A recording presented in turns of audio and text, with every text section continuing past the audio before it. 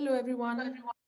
Thank you for joining us today. I'm Suzanne Kenawi, Marketing Manager, AUC Press and Hoopoe Fiction. And our book discussion today should last about an hour, and it's recorded and will be uploaded to our AUC Press Facebook page and YouTube channel afterwards. We'll have room for Q&A at the end, so if you have any questions, please make sure to type them in the Q&A box at the bottom of your Zoom screen. And for those joining us on Facebook Live, you can type in your questions in the comments section and I will ask them on your behalf. Today, we have the pleasure of discussing Hoopoe Fiction's newest novel, A Stranger in Baghdad, that has already received many positive reviews from around the world. A Stranger in Baghdad is the debut novel of Elizabeth Loudon, written in beautifully rendered prose. A mother and a daughter struggled as outsiders in Baghdad and London in this intergenerational drama set against a background of political tension and intrigue. Described by the Washington Independent Review of Books as an intimate, intricate portrait of how people's lives are jostled and remade, an engrossing read. And the New Arab News wrote, Loudon pens the history of Western involvement in Iraq dating back to 1930, with stunning acumen and imagination. You can purchase your copy from major bookstores and online book retailers around the world. And our author today, Elizabeth Loudon, is a former college lecturer and charity development consultant. She has an MFA from the University of Massachusetts Amherst and an MA in English from Cambridge University, and has taught at Smith, Amherst, and Williams colleges.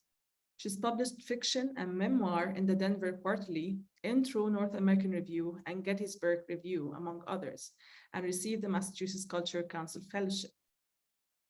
She drew on her experiences traveling in Iraq and Lebanon in the 1970s when writing A Stranger in Baghdad, which was longlisted for the Birdport Novel Award and won the Stroud Book Festival Fiction Competition. And our discussant and moderator today is Caroline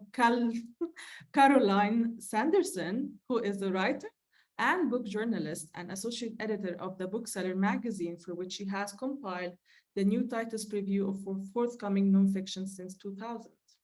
She has judged many book prizes, and in 2022, she was the chair of judges for the Bailey Gifford Prize for Nonfiction. Caroline is also an associate fellow of the Royal Literary Fund and is currently writer in residence at Somerset NHS Foundation Trust. She is program director of Stroud Book Festival in the Gloucestershire town, I pronounced that correctly, where she lives. Caroline is herself the author of 6 nonfiction books, including biographies of Jane Austen and the singer Adele. Her memoir, Listen with Father, How I Learned to Love Classical Music, is currently crowdfunding at unbound.com.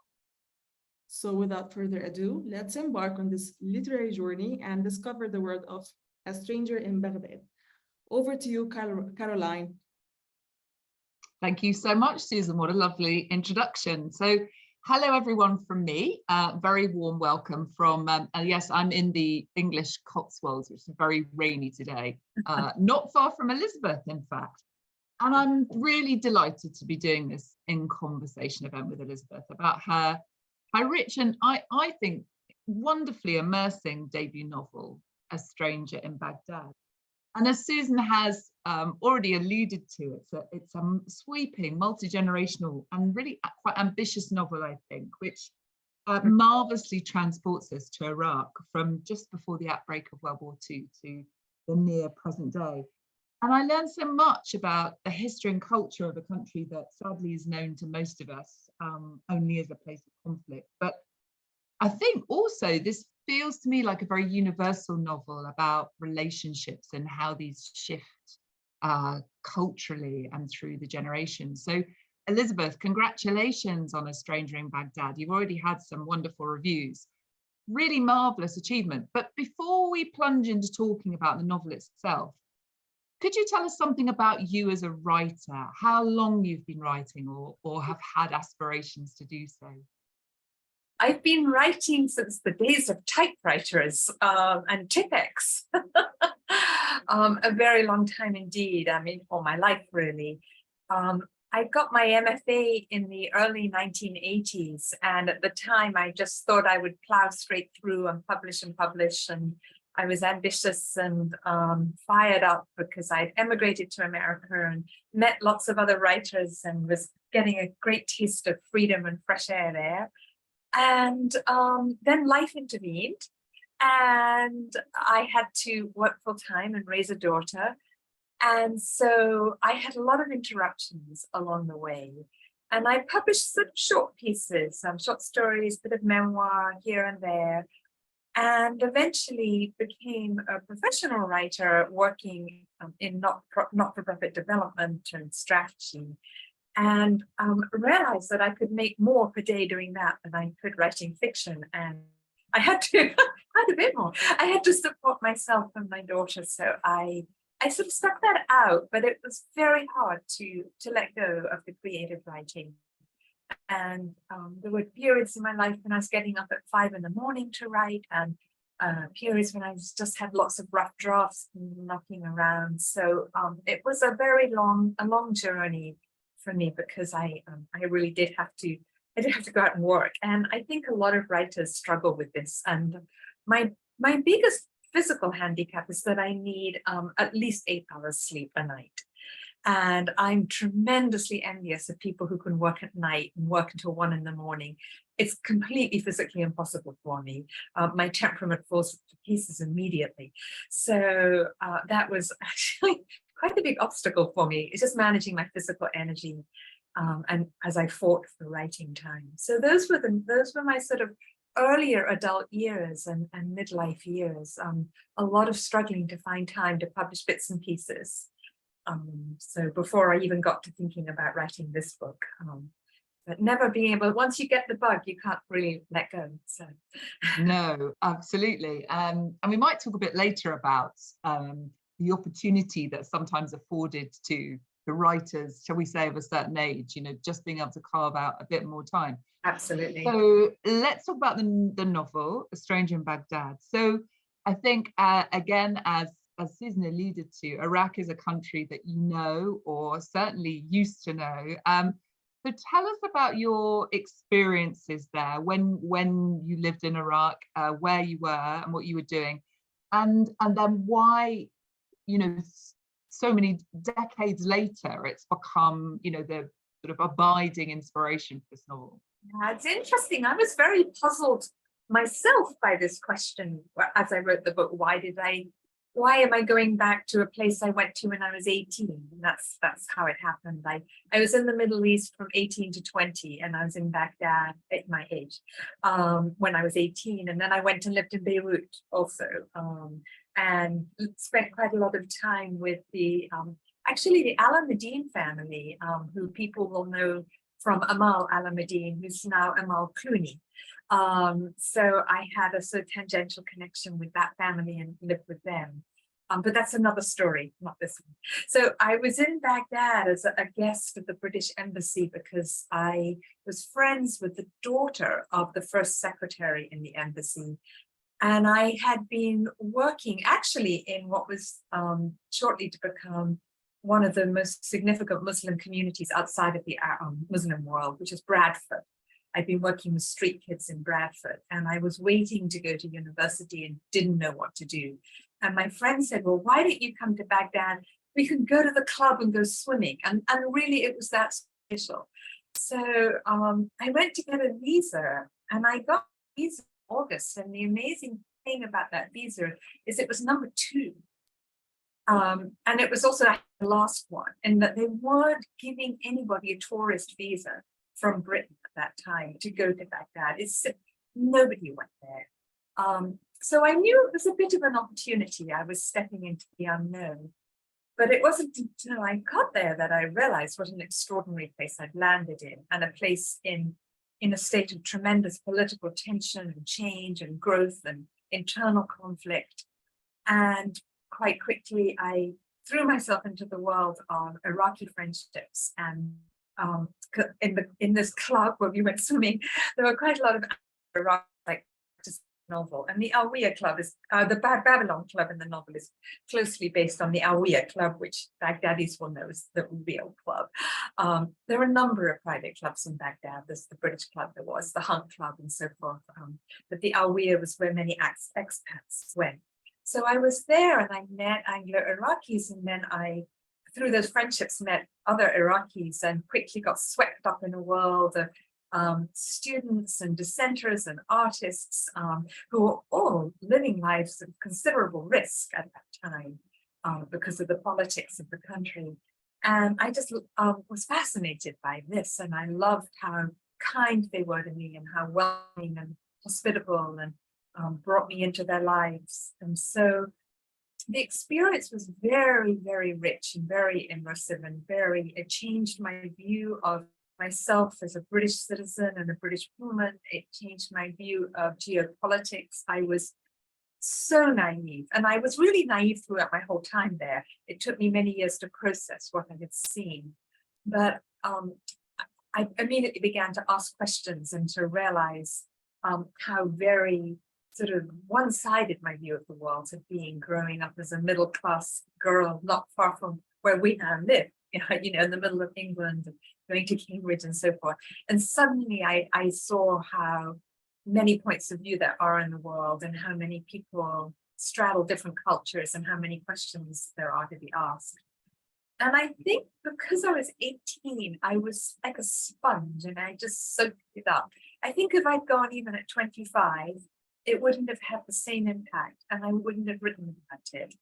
But at 18, 19, we are just so incredible. I used to love teaching people at this age. I taught at Smith College, and I loved those early years because people are just so wide-eyed and so asking such fundamental philosophical questions about right and wrong. But they're moving out of those very confrontational teenage questions into really engaging with the world.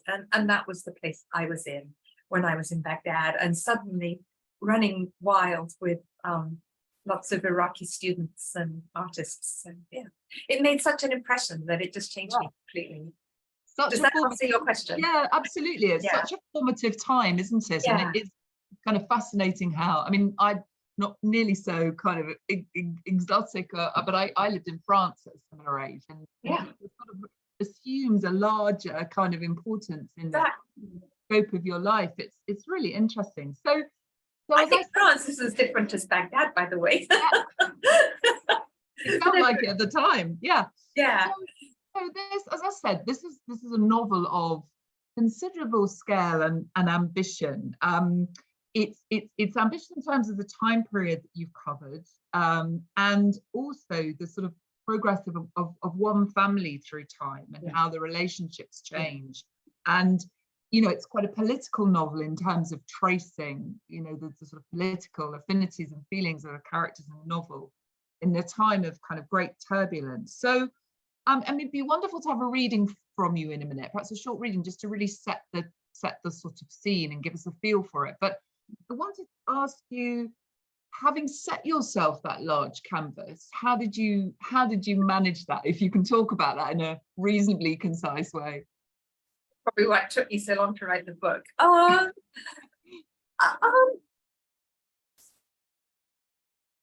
was quite, first of all, I had met a number of Anglo-Iraqi families, and also Iraqi European families. So sometimes the mother might have been French or Dutch or German. And it was always the mothers, as it says somewhere in the book. It's always the mothers who were the foreigners I found, because Iraqi men had been overseas for their education, and then met and fallen in love and brought them back. And that wasn't happening the other way around. So that had made, I knew that I wanted to write about people who were dealing with that as Saddam Hussein came to power, which meant the 70s and meant the period of time I knew. And I was also really fascinated to watch this man seize power, because although he was vice president when I was there, he was running the country, and the police were reporting to him and the army, and he was getting more and more power. So I was just really intrigued and horrified and fascinated by that, and by the sense of fear that we all lived with, that we were being watched, that our phone was bugged, that we were being followed, and that nobody knew who was spying on whom. So I knew I wanted to write about the 70s. In terms of going back, actually most British wives arrived after World War II. I think I wanted to go back to a little bit further to explore the monarchy and the British relationship with the monarchy. But I also wanted to avoid going back too far into what I think of as the Gertrude Bell period. Right, There's yes. quite a lot of sort of quite romanticizing and nostalgic writing about the period when Gertrude Bell was there. There's been films, there've been books. It's quite a well-trodden area. And I was finding, as I did research, I came across incredible source material, including quite a bit in the archives at St. Antony's College in Oxford. And it was just throwing light for me on something that nobody had written about. And that was a bit like catnip to me. I wanted to go where no one had gone before and create this world. So it was a little bit opportunistic in that I didn't want to be writing in the shadow of other writers too much, partly because I was a bit insecure about doing it. I wanted to have my own little space. So I wanted to take the narrative all the way back to this quite underexplored time, when the Hashemites were kind of on this, bit of slightly rickety power, like holding together these very difficult government coalitions with constant pressures on them and constant unrest. Yeah. It's really intrigued me. Oh, that's so interesting, and always a good thing to write about something where you feel there's a sort of gap, because I certainly felt like it really enhanced my understanding of more recent events. Okay. Are you open? Do you fancy giving us a little flavor of your wonderful writing, and maybe just set the scene a little bit for us beforehand?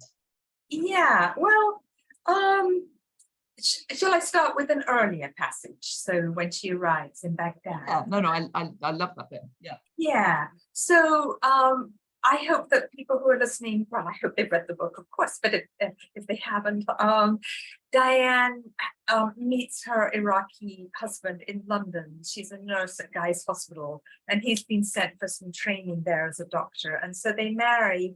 Initially, they marry in Britain, much to the disapproval of her very proper family.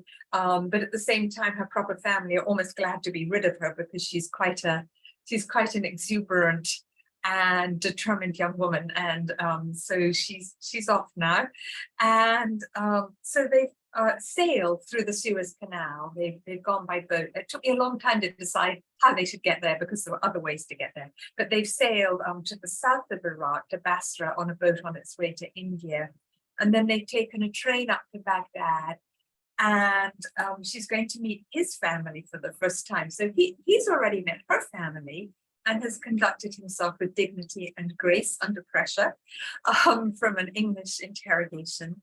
And now she's about to meet his family, which is a matriarchy because his father has recently died. So his mother and sisters are in an ancient home on the banks of the Tigris in Baghdad. And they've gone down a narrow alleyway to reach the front door. And she has no idea what awaits her. So I'll just read a couple of pages as she arrives. So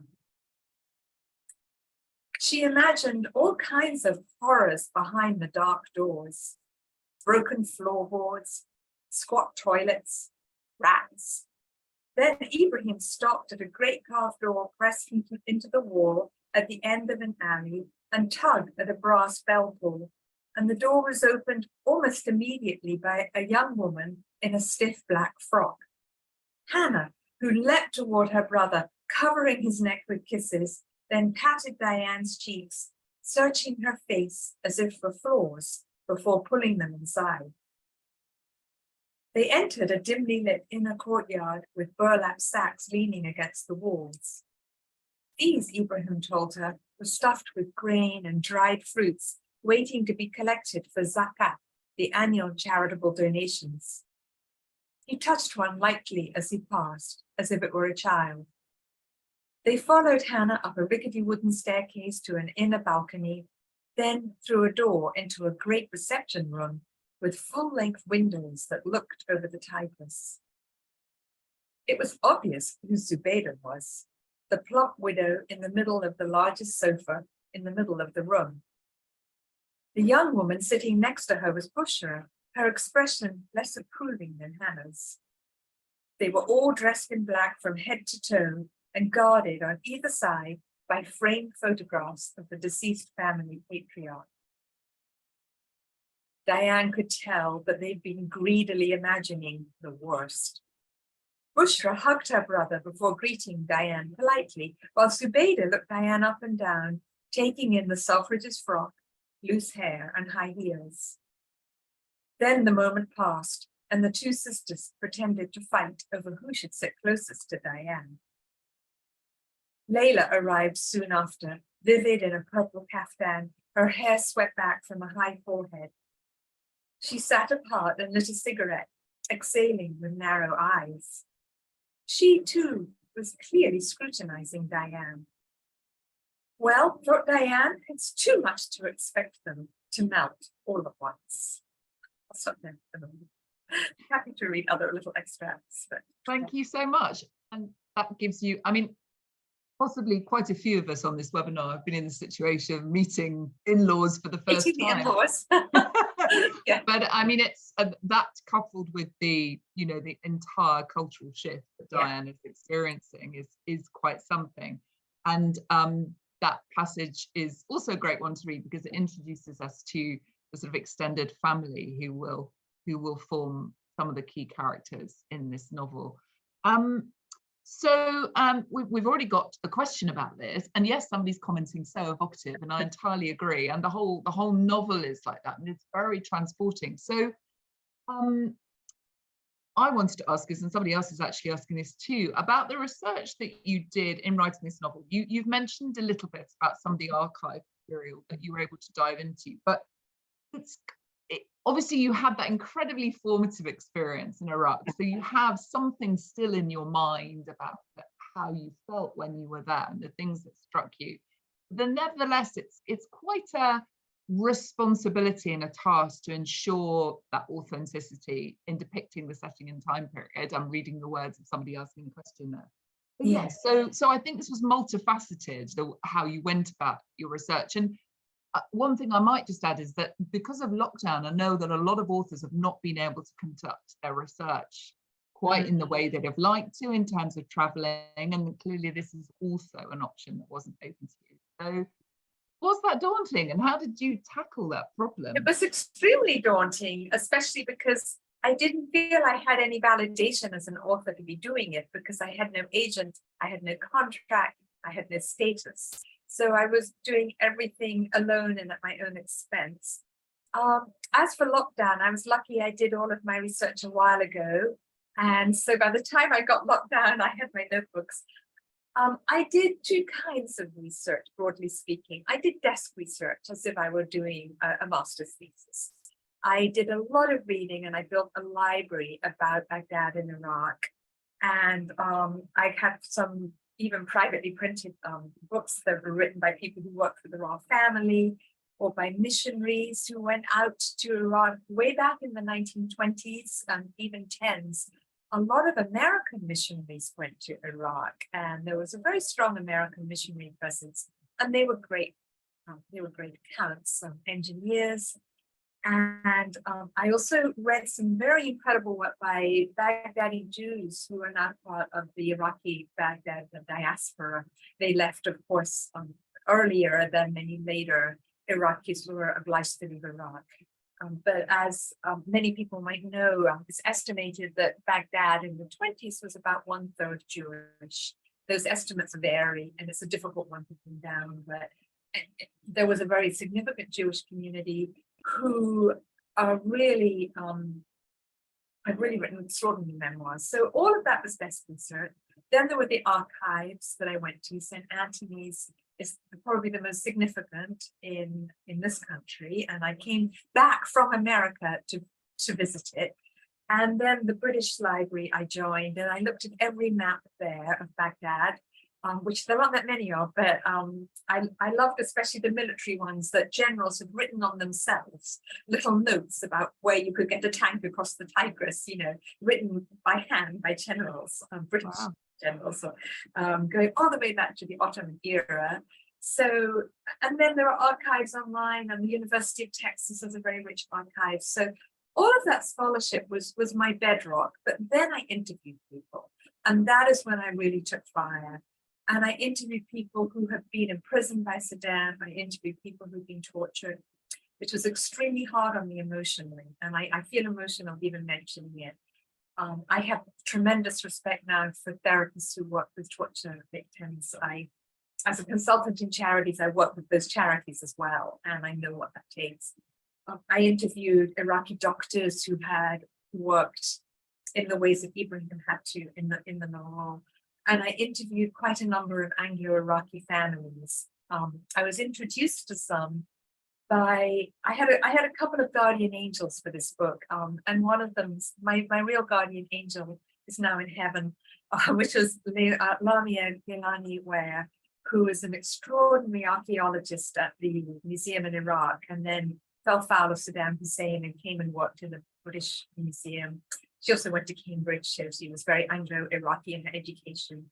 And she sort of took me under her wing, and she shared her own private papers with me and introduced me to a cousin called Rifat Jadirci, who had a treasure trove of photographs. And those interviews and those photographs and those private documents were what made my heart race. And at one point when I was despairing I'd ever finished the novel, my husband said, "You absolutely have to finish it, if only on behalf of all the people who've shared such intimate family details with you." And that was a really good thing for him to say, and it really helped me.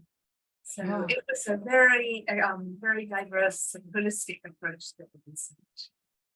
Yeah, and I think that's all contributed to the incredible sort of authenticity of this novel and how evocative it is of time and place. So the structure of the novel is really interesting, I think. So we start off hearing from Mona, who is Diane's daughter, and then we sort of go back for the main sort of middle section of the novel is really Diane's story from arriving in Iraq, which we heard that little bit from there, and then we return to Mona at the end. And obviously no spoilers about the sort of the chronology of this novel, but it's really interesting that so I guess it is told broadly chronologically, but what point did you arrive about, you've got these two, powerful, incredibly intriguing female and quite complex female characters.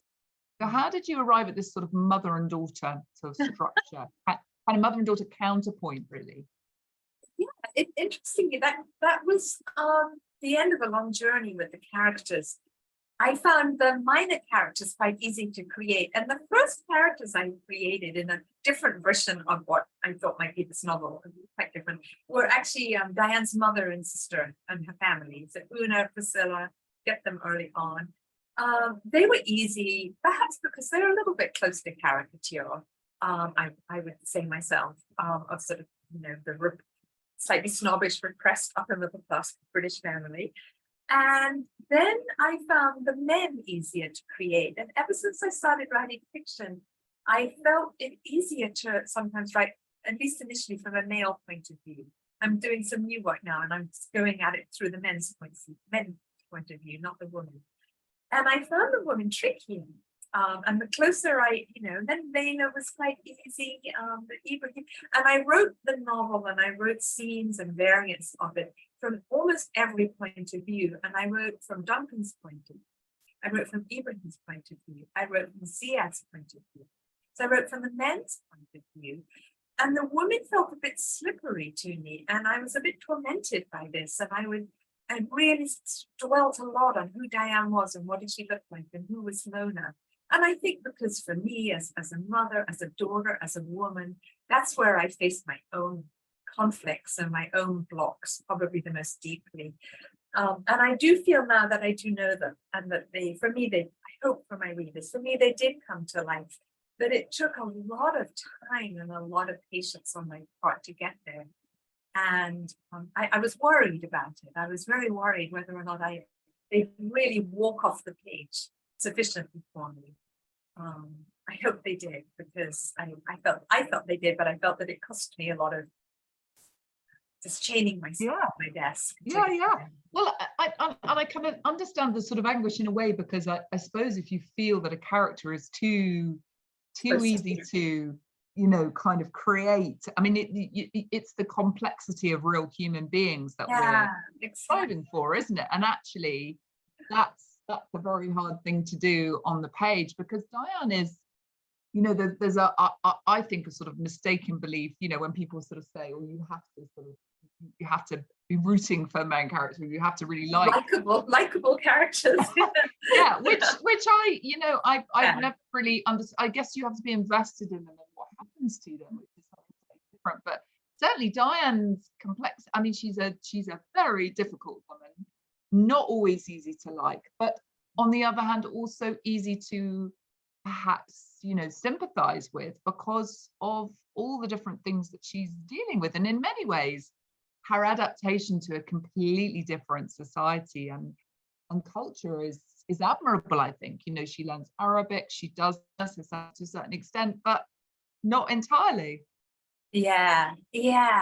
It's very interesting with the reviews too, because the range that I see in what reviewers are saying so far is in how they see Diane.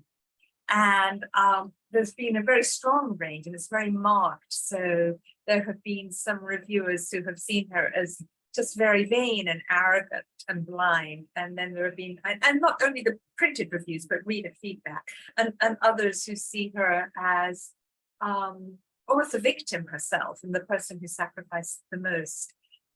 So I was aware that she wasn't likable. And in fact, in the very penultimate draft, right before it went into an editor's hands, I softened her a little bit. I took out a couple of scenes and I took out some bits of dialogue where she was just being too sharp and too mean, because I thought I was being a bit hard on her in a way.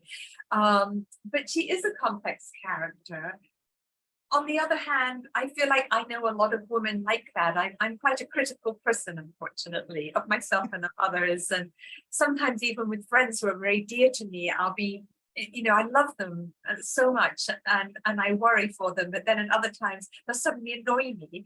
And Diane feels like a close friend to me. And sometimes I want to scold her, or I see her weaknesses. And yet at the same time, I see, above all, her courage, her persistence. She never leaves until the end. She stays a long time. She stays around a long time. And she has a lot of pride, and she's very determined to put up a good face. And she is competitive, and she does want to be a bit the queen bee of the British wives in Baghdad. But I kind of respect that too. And I respect her courage. I think she's brave. Yeah, no, she's an absolutely fantastic character. So I wanted to ask you, if it doesn't sound like a strange question, what you wanted to do with this novel. I feel as I was talking about how it sort of, you know, filled a big gap in my sort of knowledge and my understanding of a country that's been so often in the news, you know, over my lifetime, and, you know, very sadly in a kind of protracted way. But so it felt like perhaps you wanted to introduce us to an Iraq that many of us are just not familiar with. But I feel like there's something here which is perhaps more universal in terms of it's a sort of story also of migration, of people, you know, moving between lands and cultures, and also about where we truly feel at home and how we feel when we're separated from a place that we feel at home. And indeed, for many, many people, that concept of home is a really complex one. You know, we expect people to be able to say immediately where I'm from, but that's not an easy question to answer for a lot of people. Absolutely. Yeah, that was definitely one of the sort of thematic drivers for me, was to look at identity through the lens of one cross-cultural family. But having myself I have 2 passports. I have been in a marriage myself to someone from a very different culture or background. And then in a marriage to someone from a very similar cultural background. So I know how that plays out. And living in America, especially, and working, I worked a lot with refugees and with immigrants and with second language speakers. I created programs for them, then worked with charities that have worked with them. And so it's clear to me that this is the great theme of our times, and that it's now, of course, interwoven with the great environmental disasters that we're facing, that migration and national identity and homeland are themes that dominate all of us, even if we think that they don't, because they are shaping our world, and our world is being shaped by them. And so I know that I will always write about those, themes in some way or another. The other driver for me was that because I lived in America through the Gulf War and then through 9/11, and was immediately and very deeply affected by those, especially 9/11, and then through the invasion. There's a reason why the novel begins in 2003. It was a real flashpoint for me.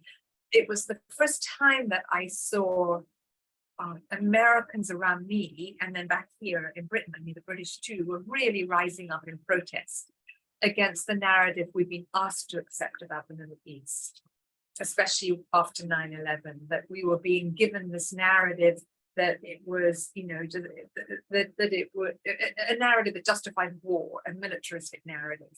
And I was very angry about that.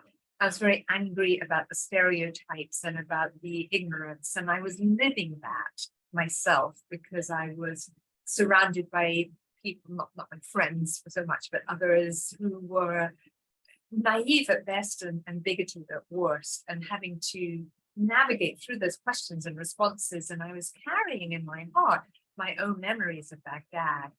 And so that anger and that wish to have a counter narrative was very strong for me.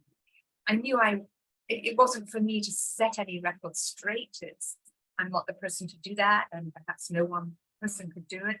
But I thought if I told a human story and a family story, I could humanize in the way that I'd actually experienced people that we were now bombing and whose country we have destroyed. And I still feel that very, very strongly. And we haven't really recognized it. Yeah. No, that's completely fascinating and somewhat sobering as well, really, when you think of events over the last 20 years. So you wrote this novel, as you said, and by the way, do keep your questions coming. I'm sort of looking at them as we're going along and trying to weave them into our conversation. So just keep. We could do with a few more from you. So while you're thinking about have I been in a house like that? Yeah. Oh yes. Have you been in a house like that? When Janet came. The wonderful house by the Tigris. Yes. The answer is yes. I have. I had a wonderful stroke of luck later. When I went to Iraq, my indefatigable mother, who is still out there trying to publicize on 97 on my behalf, she said, "Oh, when you're in Baghdad, I know somebody who knows somebody who knows somebody who knows the Gailani family. You must visit them." And then my mother, then I got to Baghdad, and there was no phone book. You didn't look people up and ring them up. It's not how things work. But I did eventually make contact with the Gailani family. I mentioned Lamia Gailani Ware, who was my guardian angel. She's a member of this ancient and extraordinary family. We have no parallel in our culture for a family like the Gailanis. They go back to the 12th century in their leadership history. They are the keepers of the second most influential mosque in Baghdad. Their home is open to people of all faiths and walks of life. They were charitable, they educated, extraordinary family.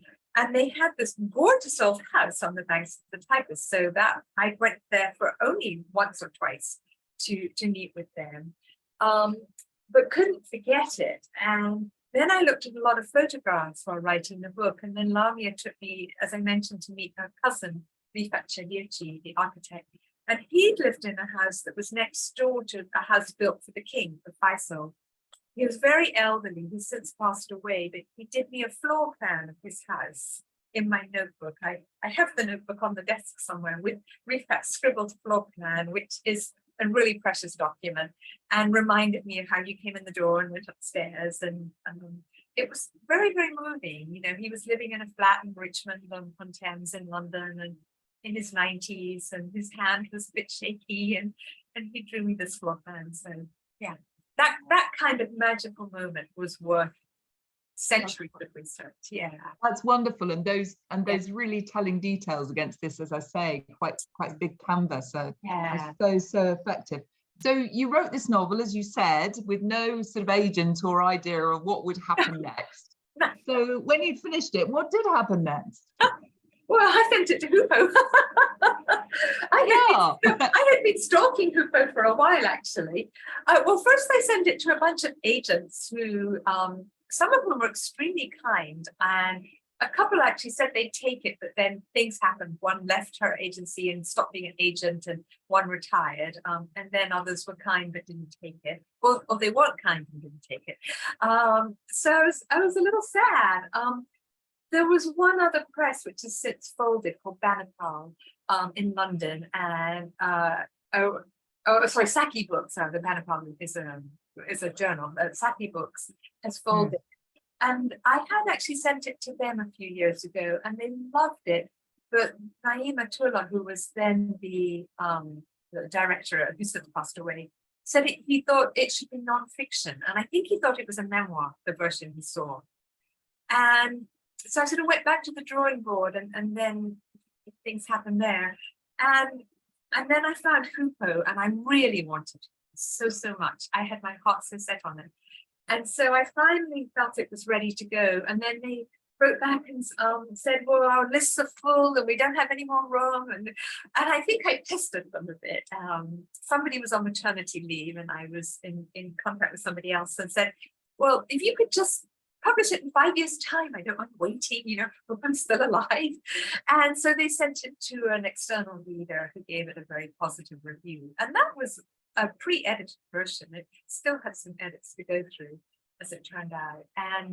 But I had to wait quite a long time for a final decision. It was quite a few months, and those were quite I tried to think about other things, but it's quite hard, isn't it? And then finally I wrote actually to my contact, a guy called Neil, lovely guy called Neil Hewison, and said, okay, I guess you don't want it, put me out of my misery. And he said, as it happens, the board just met, and the Hoopoes agreed to take it. And I was just completely overwhelmed. It was such a long time, so many years, and it meant so much to me that this amazing fiction imprint was taking it. So yeah, it was a struggle. I still don't have an agent. It's time I got one. So, if there are any agents out there, make yourselves known. Yes. Yeah, right. I doubt they're on this call, but I'll go. Patience is definitely a virtue when you're writing, yeah. And tenacity, as you just outlined there. And what I mean, we've heard about some of the getting some terrific reviews coming in already, but what sort of reaction have you had from Iraqi and maybe other readers from the Middle East and North Africa? Oh, it's been incredible. Well, first of all, now the people I was friends with in Baghdad have read the book, and there's one in particular who's I can't name him, but he was no character in the book is quite based on any one person, but he's quite like Ziad. Ziad was the character is quite inspired by him. He's an artist, and that's all I can say. And he wrote, and I'm going to cry. He said, I love you for having done this. I love you. He said, I remember Baghdad better than he does. He no longer lives in Iraq. All the responses that I've had privately from readers from the region have been so far overwhelmingly positive. Another one has been from somebody I can't name, who may yet publish a review of it, but she's a very prominent person, very well known in the region, and her review has been so positive and so kind. And so I think those responses really mean the most, in that, maybe I can pull the wool over somebody's eyes in temporary Gloucestershire, but to hear from people who I knew there, or people who grew up in Baghdad, people who lived through the wars, through the political events, and tell me so far that I seem to have got it right, I'm just absolutely overwhelmed, because of course all the time I was terrified I was getting it wrong. So I'm very, very grateful for that feedback. That's really wonderful, because actually it's the sign of a great novel, really, that it will do both. So it will entirely immerse someone from the Gloucestershire Cotswolds like me, who has very, very little prior knowledge, but also it sort of stands that test. And I mean, I think personally, I mean, this is a great sort of current debate about sort of cultural appropriation and what we're allowed to write about. And I really, really understand a lot of those sensitivities, but also, you know, it's what can be done with an imagination and meticulous research is also extraordinary sometimes. So it's difficult to close the door completely on that, isn't it? I think this is a big question, but it is, and as you will have noticed, none of the narrators or points of view are, if you will, fully Iraqi. So Diane is British, Mona is Anglo-Iraqi. Mm-hmm. And as I mentioned, I wrote from other points of view, and one of the things that I let go of was ever having any fully Iraqi point of view. I didn't feel I could do it. And it wasn't just that I didn't feel I had permission to do it because of the atmosphere in which we all work now and the sensitivities now, is that I actually couldn't do it. I think I can write from a man's point of view, but not an Iraqi man's point of view. So that was one reason why I ended up working with Diane and Mona as my central characters, and that they were got closer a little bit. Of course, I also worried a lot about that. I tried to do my homework. I read a great deal of, and still read a great deal of literature by Iraqi novelists, some of them published by Hoopoe, some of them published, there's a couple of other presses, Syracuse University in America publishes a lot. So I tried to understand that point of view as well as I could. And but I knew that I was working with a pretty sort of mainstream Western literary style, you know, a family novel written, you know, with character development done in quite familiar ways. So I just hoped that marriage would work. But I knew I was taking a risk, and I might still get a little bit of feedback on that. So we'll see. But judging by the comments you've had so far, they're sounding very positive. So I think I'm allowed to reveal that you're publishing this debut in your 60s. And yes, you can. I'm mid 60s. they're just numbers, these age things. But yeah. I think it's really, and we talked about this sort of at the beginning a little bit when you were talking about your journey as a writer, and obviously that journey to publish your debut novel has been a long and patient and very tenacious one, as we were just saying, and bringing up children, a busy, very involved career. So if there's anybody out there who's thinking similar thoughts about wanting to publish, wanting to do something with that thing, kind of writing quite quietly in small pockets of time for a long time, what would your advice be to them? Oh, never give up, never give up. Really, it would be never give up. And also, what amazes me, and I have to remind myself of this now I've started to write other things, is how right up until the finishing post, when you have that edited draft, everything is a rough draft. Everything feels bad. Everything feels wonky. Everything feels, a bit messy or a bit trite. And you're always, I feel for me anyway, writing is always swimming upstream. Writing is really hard. I write a lot fast, and I'm a professional writer who always needs a deadline. But I find writing fiction difficult. One fiction writer I know described it as moving boulders around with her brain. It's that sense of tremendous effort all the time. And I would say to anyone who's working away quietly and getting older that I just saw a nice comment from Janet King, who has known me since I was a teenager. Hello, Janet. That's very sweet. I would say don't give up, and also don't think that it should be easy, especially when you get older and there's just shed loads of new novels coming out and new work from younger writers, and you think it must be easy because it looks kind of of the moment and smart and quick, but good work is hard, and it's always worth doing, even if it doesn't get published in the way that you meant it to, because you are organizing your own sense of the world and your own imagination and your own relationship with your language. I feel I have a relationship with my own language. It's very important to me. I also write poetry. And in doing that, you are sort of sharpening yourself as a human being. And so I think we can get very fixated on publication goal. And then once we're published on the reviews, and once the reviews come out on the sales, and and so on, I can see myself now how that happens. But the important endeavor is to be working with our own minds well, because it does make us sharper, more insightful, more empathic human beings. And that's a difficult quest, but one that's worth it. I think that's such fine advice. I mean, I don't think there's any writer who's ever embarked on something worthwhile who hasn't certainly spent half their time kind of thinking, will anybody be interested, will anyone want to read this? I think doubt is a huge part of the process, isn't it? And you just have to plow on through and believe, I guess.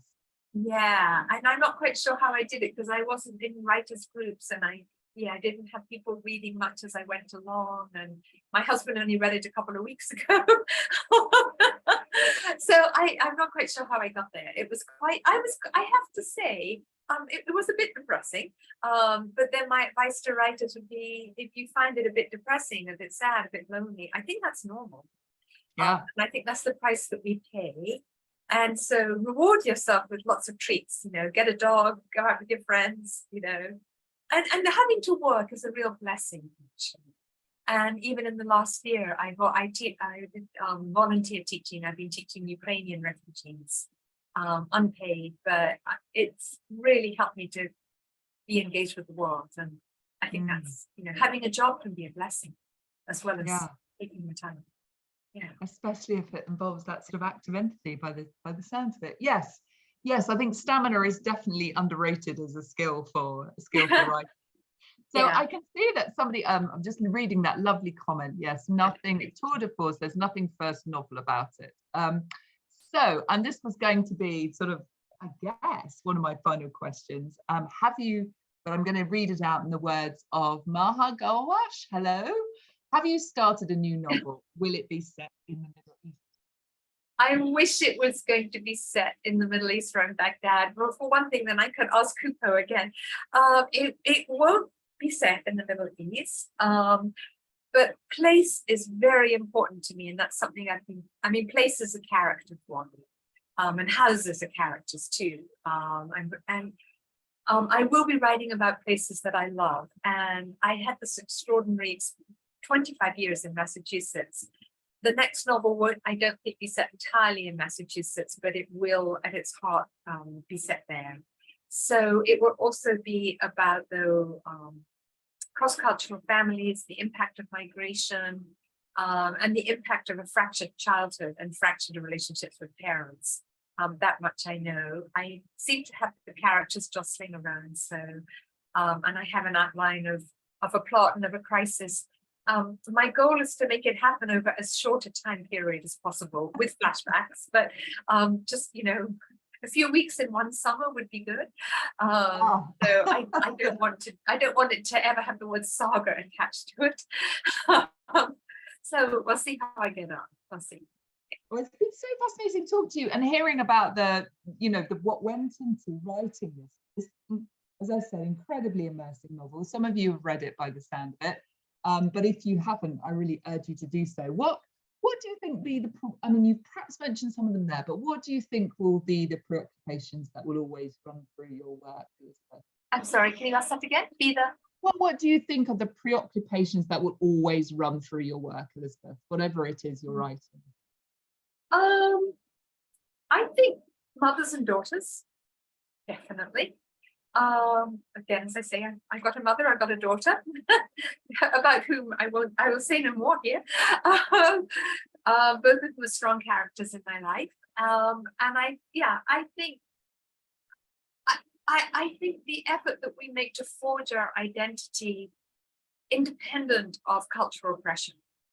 How much are we products of our culture and our background, and how much can we remake ourselves? How much can we journey away from our culture? What do we carry with us? And how much can we be sort of fresh and independent from it. I think those will always be the two themes, just because they have been the themes of my life and the ones I've lived. Yeah, very, very fertile themes. And just before we finish, I've got one more question that Susan has just kindly put in the chat. Are there any particular scenes of moments in the novel that hold personal significance for you? And if so, do you share a bit about them? Thank you for that question. Yes, I do have some favourites. It's funny because sometimes friends will say, I'm reading such and such a scene, and I go, oh, that was one of my favourites, because it's a very scenic novel. It's sort of scene after scene after, maybe most novels are, but I was very conscious I was writing it almost like a film script, it was one scene then another. I do have a favourite scene that just is sort of a bit random, really. I'm not quite sure why it means so much to me, but readers may remember that at one point later in the novel, Diane and her husband are at the club, and an artist comes and asks to paint her portrait. And there was a real artist in Baghdad who asked to paint my portrait, and then wanted me to be in some films that, I was a bit of a sort of, flash in the pan star because I was 18 and, running around. And at the time I was very good looking, I suppose. So he wanted to do my portrait, and he actually didn't, but he was quite a very well-known sculptor and artist. But I created a scene where Diane and her daughter go to the studio and he paints her portrait. And of course, Diane thinks it's going to be wonderfully flattering. And the portrait itself is a bit of a Dorian Gray kind of thing, and that it actually isn't the way she wants it to be. And her daughter sees it differently than she sees it. And then nobody really wants the darn portrait. It was supposed to go into this woman's gallery, and then it's a bit controversial, so it ends up in their house. And there's something about that scene where she's in the studio, and I've got three characters in play. I've got the artist who starts to ask her very awkward questions about her history with the royal family and about her political involvement earlier. And then Diane herself, who's thinking, oh, I'm having my portrait painted. I'm so glamorous, still glamorous. And then her daughter, who's this sort of already rather jaded, skeptical young woman, young girl, looking at her mother in a different way. And that scene it just wrote itself. It's one of the few scenes I never rewrote. And I don't know why, but it feels like it just has a place in my heart. And it's actually not really, I could have taken it out. It's not really relevant to the plot, that particular scene. But if any, I'd love to know sometime if any readers liked it as well. So, yeah. It's a very memorable scene, and I think it is very revealing of Diane's complexity, I think. It's where I felt I got to know her. I think I wrote it quite a long time ago, and that was probably the moment when I thought, I've got these two. I've got Diane. I can do this. Yeah, maybe that's why it means so much to me, because that was the scene where she came to life for me. And the whole thing of having the portrait on the wall, and we've all met people who have their portraits. I don't have the portrait of me on my wall, but I've known people who do, and it's always seemed to be a slightly odd thing to do, but interesting. So yes, yeah, something of the Dorian Gray about it. Well, it's just one of the very memorable scenes that you can encounter when you read this novel, if you haven't already. And it's been such a pleasure talking to you, Elizabeth, and getting to know you. And I wish you all the very best with the novel, and thank you to everybody for joining us and for your excellent questions, which I've tried to weave in, so I hope I've managed to answer everything. I think at them too. Yeah. Okay. It was wonderful. Thank you so much, Elizabeth and Caroline, for this lively and insightful discussion. I feel it was sitting with my best friends across the globe, and I feel like this conversation should intrigue everyone to read this now. You can buy that online book retailers and major bookstores around the world. I pasted some purchasing links, and if you registered, you're going to get it in a follow-up email as well. And the recording of the talk, you're going to find it on our Facebook page, AUC Press, and our YouTube channel in a short bit. But again, thank you so much, Caroline, for taking the time to do this talk. Thank you, Caroline. Thank you hugely for your time. Yeah. And thank you, Susan, also for organizing. And what I understand is a very hot carrot at the moment. Exactly. She turned her air conditioning off for us all, so it wouldn't be too noisy. Yeah, the AC is not really friendly for this talk, but thank you, Elizabeth, for this talk and for actually reaching out to Hoopoe. I mean, I did indeed reach out. we love this novel and we recommend it for everyone. And again, thanks everyone who joined us today in this summer evening and who was watching on Facebook and who asked questions. So again, I leave you with that and enjoy your summer read, okay? Thank you. Thank Thank you, you, everyone. and Bye. have a lovely evening, everybody. Bye-bye. Bye, everyone.